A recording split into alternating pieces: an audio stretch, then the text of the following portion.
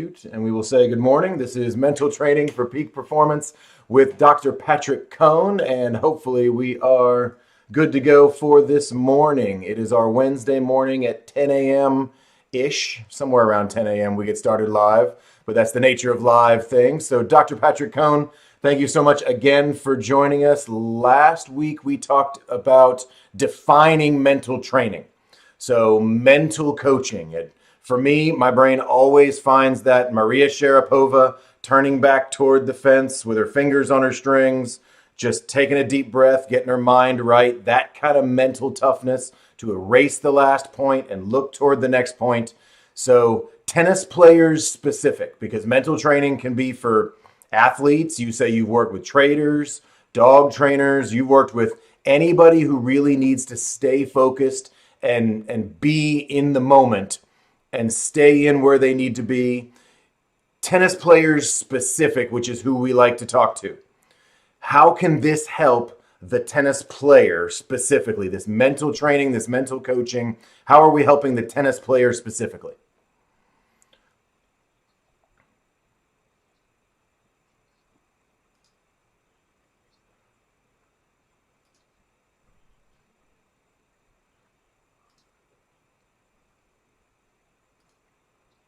Whatever, where tennis players may get nervous. So our goal when working with tennis players from junior all the way up to adults, adult leagues, is we're trying to help them be confident, focused, and composed in those important moments.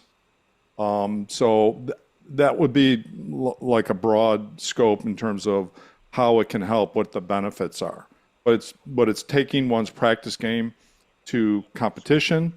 It's managing pressure and fear related to, if you're, for example, a lot of doubles players, they tend to get a little bent out of shape when they feel like they're not performing up to their partner's standards, for example. So they worry about performing well for their partner. We help them have proactive confidence. We help them focus on the right performance cues and manage distractions. So staying more focused during the point. We help them let go of the last point. That's another part of what we do as well. And develop routines. So routines develop consistency. If you have a serve routine or a return of serve routine, that's going to help you develop consistency, as well as a pre-match routine, which most players do in their warm-up, but we help them with the mental preparation aspect and not just them going out and going through the motions of their physical warm-up. So those are a few of the benefits that we try to do with players. And yeah, so if you want to go off on any of those topics, happy to talk about it. All of them, because I love it. And I'll go backwards. I'll start with the routine. It was one of the things I wrote about in my book years ago, is the routine in any sport. I talked to Stuart Sink, and we talk about that golfer pre-routine when you walk up and get set. And in tennis, who do we think of? We think of Rafa, because he's got that almost annoying routine where it became a problem with Robin Soderling back in the day of him, the hair and the thing. And it's every single time. We go through it every time because it's what we know. It reminds us that we're doing it right. So how do you connect the mental stability with the physical routine? How do those two things actually go together? Because I can just put my hair behind my ears and go up to serve, but that doesn't mean I've connected it with the mental coaching. Right. Well, let's start with the service routine, for example. If I asked you, if you were a client of mine and I asked you, Shaun, what do you do when you go to the line? You're probably going to tell me, well, I bounce the ball, and I might think about my serve, where I want to serve it to, and then I go up for it. I try to go up for it, and I try to make a good stroke. Most of that, 90% of that is physical, what players currently know. Okay? So we start from the perspective of, off the line, you got to start with planning. What's the plan for your serve? Maybe some visualization, if you have that ability, either feel or visualize the serve. And then commit to that particular plan, whether you're going to go out wide, down the tee, or into the body. So really commit to that. That's the first step, really, where we integrate the mental games. A lot of players will just haphazardly just step up to the line without thinking about what they want to do. So they have to think about what's working in terms of against the opponent. They also have to think about what serve do they have that they can bring to the table that'll be effective. So all that's happening during the match. You know, what's working for me right now? Do I go back to that?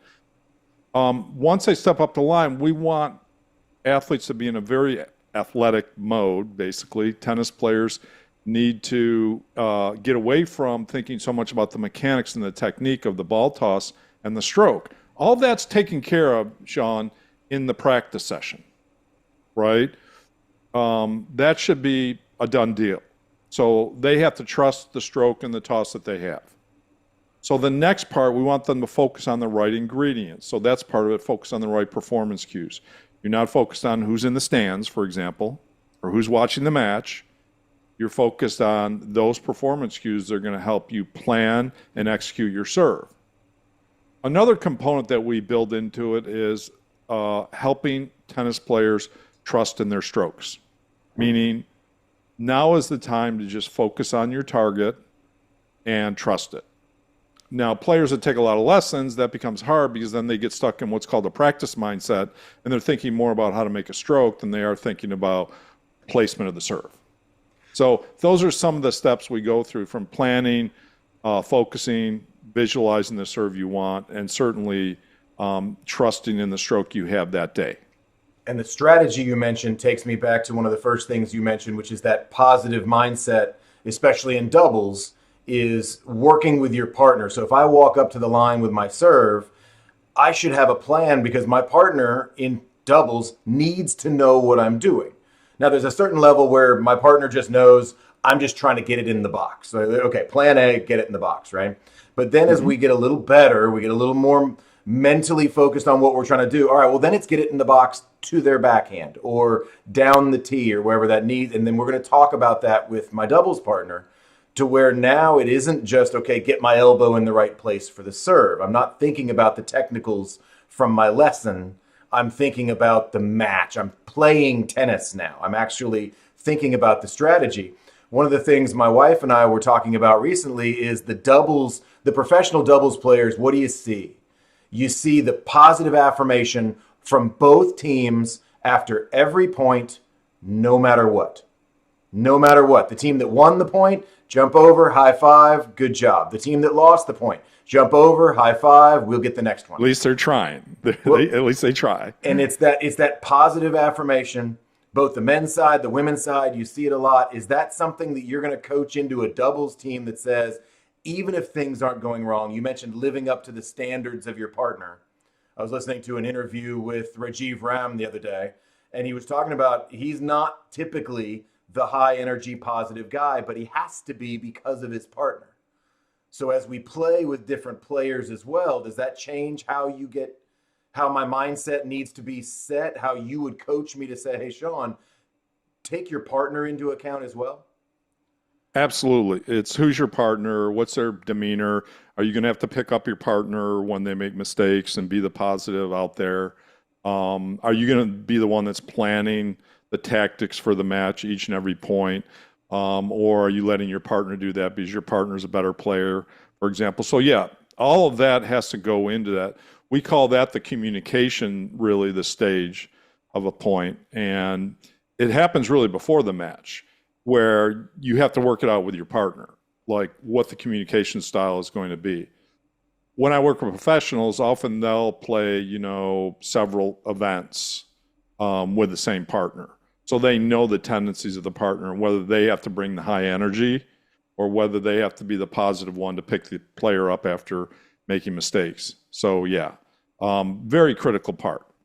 And in that case, how do I do that as a singles player? I'm the social player. I'm playing on Saturday morning in my Alta or USTA match. I got my league match. And in doubles, okay, I've already worked it out. Maybe it's a little weird because sometimes we show up and we get partnered with somebody we don't know. And then I'm just going to go into my personality, or I'm going to ask them, hey, are you the high five type? Are you what is your personality? And we'll get to know each other quickly from a generic point of view. But Well, from a some league go ahead. players are very particular Yeah. about how they want to play the match, right? And so maybe they want to play two back, or maybe they want to play two up, and so and maybe they don't want you poaching on their side of the court. Like, so those are the types of things, the questions you have to ask and find out what's the player's mindset. Is it two up? Is it two back? Is it poaching? What's the approach? Is it lobbying? Let's just have a quick discussion about that. I failed to do that one time, and early in the third set in one of my tennis matches, a partner who I'd never played with before, he looks at me and we're just struggling to beat this team, and I know we're better. And he says, Shaun, I really just like playing from the baseline. I just don't enjoy this serve and volley thing. And I went, seriously? Why didn't you tell me that an hour ago? Just stay back and do what you play your game. Do whatever you want to do. Right. Don't try to do something because you think you need to, or because Or your real partner wants you to, real right? tennis players serve and volley, or whatever those mindsets are. Do what you do well in a tennis match. Unless you're practicing something, that's fine. If your coach says go work on something, that's different. But in this case, it was amazing, and then we ended up winning the third set easily. Like, just do what you want to do. But my question comes to the singles side. Now I'm out there on my own. Can I have that same intellectual, almost quiet back and forth? Now, I don't have my coach there that I can yell at him like the professionals do, right? That they can yell at their coach on the sideline and have that dialogue now. But can I have that intellectually and say, okay, coach, I'm on the ad side. It's 40-30. Am I serving out wide and coming forward this time? Can I do that like he's my doubles partner? Would that be a good way to think about it? Well, absolutely.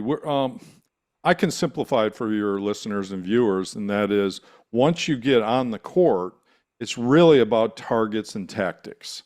That should take precedence over making good strokes or being perfect out there or the misses that you might have. It's all about targets and tactics and being able to adjust to your opponent.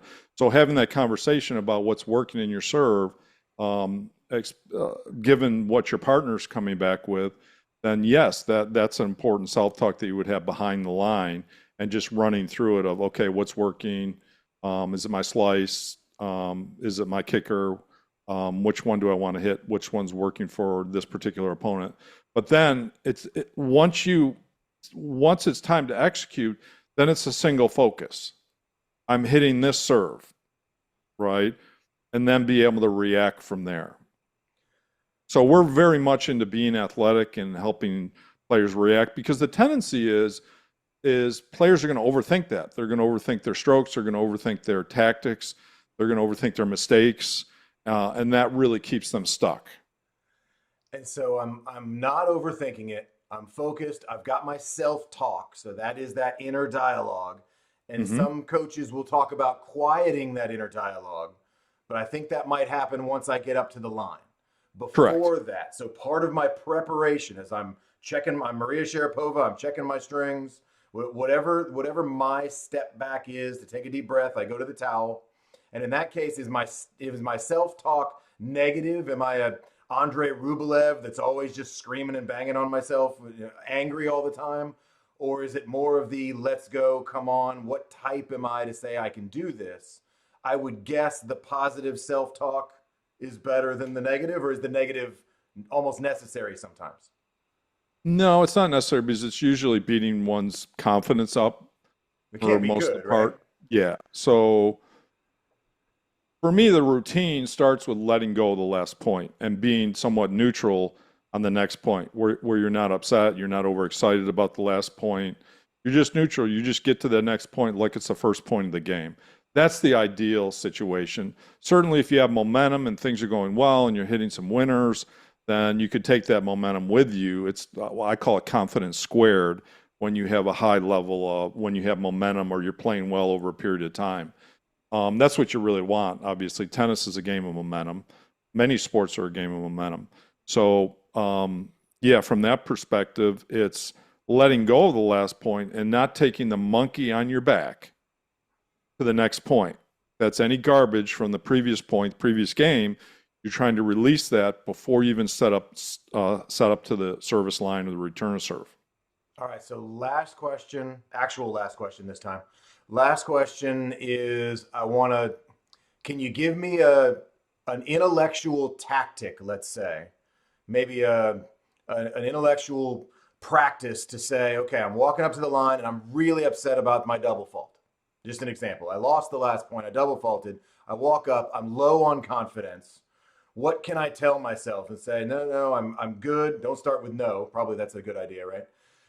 I'm good. I got this. But sometimes that just sounds fake, even if I'm talking to myself. Is there a way? What's one of the first things as my coach you're going to tell me, hey, Shaun, here's what you're going to think. Do you need to know me as a person, or is there a general advice that says, think this as you walk forward? I start with, I'm not perfect. Even the pros make mistakes. I'm allowed to have bad shots, bad points. So we try to minimize it so much. We try to lead to acceptance, right? And then the next part of that is, okay, fresh point. Let's focus 100% on this new point. And that's just going to take practice. That's going to take practice of me saying, don't worry about the last one. I don't have time to go through the 5 stages of grief. I just got to step right up and say, you know what? I got this new point. But also at our level, I say our level, the non-professional level, we've also got to realize there's not $1 million at stake. Right. It depends what your triggers are. I would go over your specific triggers and what's so awful about that last point. It's usually expectation based. I should be able to make that routine ball. And then I would develop the response based upon that particular trigger for you, right? So we try to fit it into the players' particular push buttons, their particular triggers, and what gets them upset.